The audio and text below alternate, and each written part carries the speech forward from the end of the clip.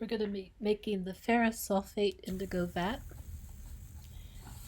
in our studio, in our home studio. You want to make sure you take care of your health, wear your gloves, make sure you wear your mask, a nice tightly fitting mask and gloves.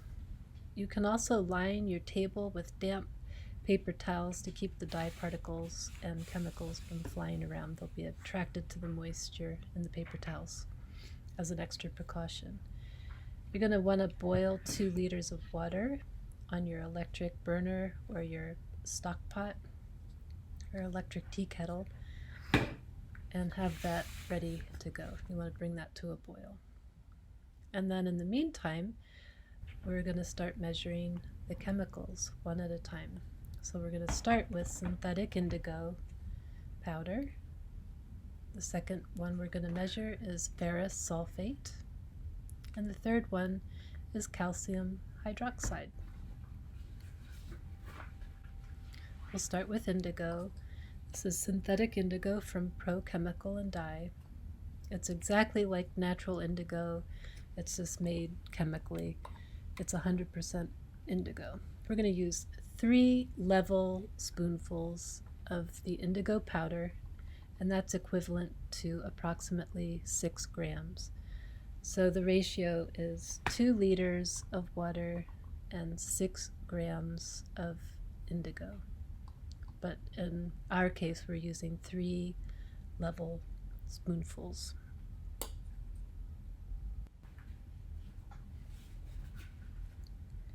Once we measure the indigo in a little container, we can add it to a larger container, or you can measure it right into a larger container.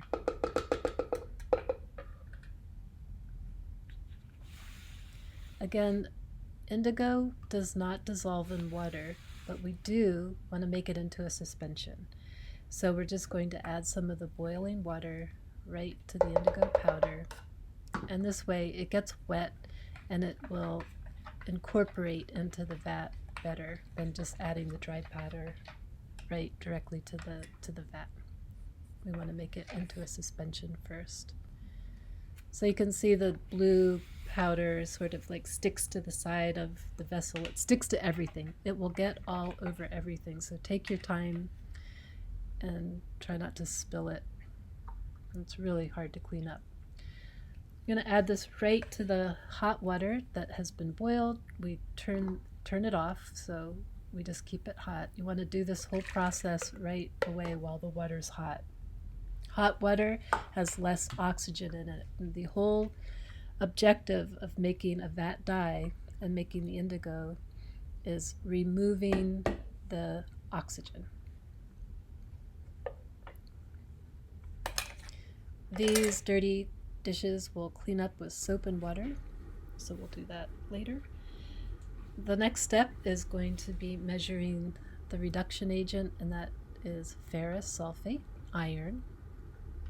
Iron will remove oxygen from the vat. We're going to use 2 level spoonfuls of ferrous sulfate, and that's equivalent to about 12 grams. The ferrous sulfate's much heavier than the indigo powder. Put your lid on nice and tight. Remember, 2 level spoonfuls of ferrous sulfate. And again, this is the reduction agent. We're going to add this directly to the vat. Just slowly pour it in, and it'll start to go to work almost right away. It's a very quick to respond vat. I love using the ferrous sulfate indigo vat. We're going to take a rod, a stick, a wooden spoon, plastic spoon, and stir in a slow circular motion, just like I'm doing here. In one direction. You do not want to enter air bubbles into the vat. That will add oxygen into it. So the whole objective is taking oxygen out. Wear your masks to protect your health, your lungs. Wear your gloves. Make sure you're doing this over your damp paper towels. The third step is the alkaline agent, and that is calcium hydroxide, known as picoline lime. It's a highly alkaline chemical that will not burn your skin, but it definitely dries out your skin, so you should always wear gloves.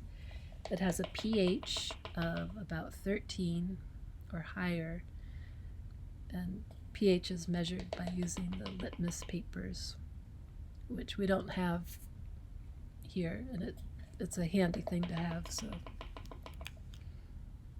can make a note of it.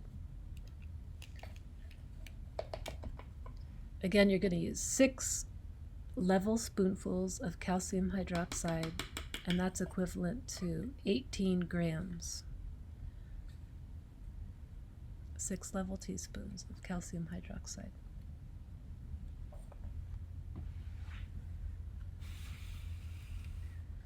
So the next thing we're going to do is we're going to add 1 spoonful of calcium hydroxide at a time. And we're going to do this in 3 steps with 10 minutes in between. So you're going to add 1 heaping spoonful of calcium hydroxide and sprinkle it over the surface of your indigo vat, just like I'm doing here.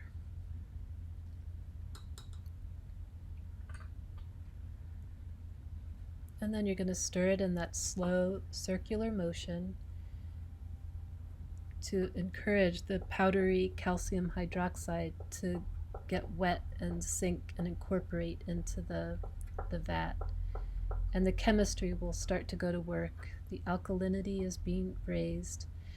And this environment, the taking out the oxygen, reducing it, and raising the alkalinity, will create an atmosphere for the indigo to dissolve. Indigo powder will not dissolve in water. It has to have no oxygen and an alkaline environment in order to dissolve. And the blue indigo powder, once it's dissolved, turns green. So it's kind of magical.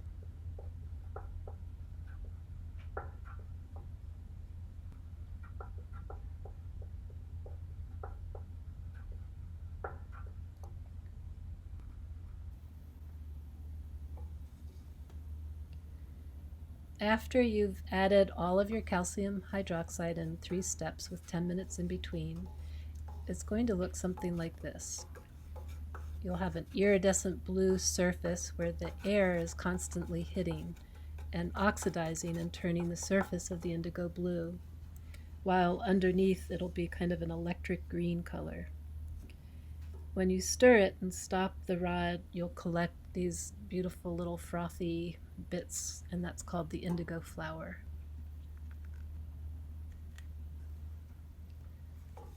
I think this is the last edition of the calcium hydroxide.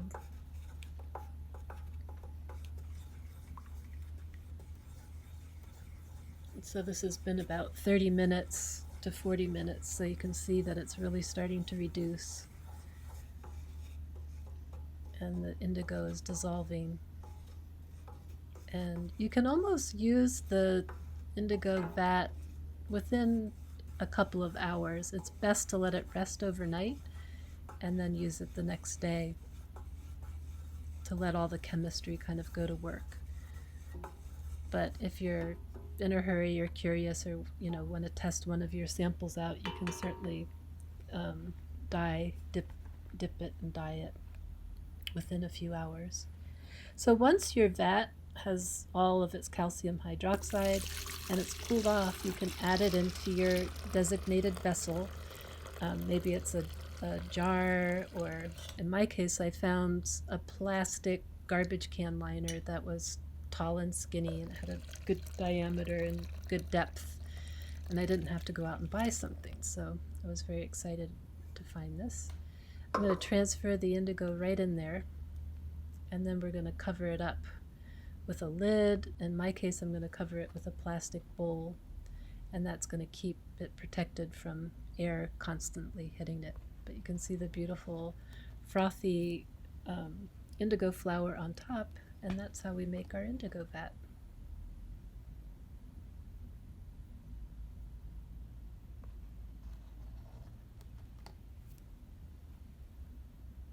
It's just like 1, 2, 3.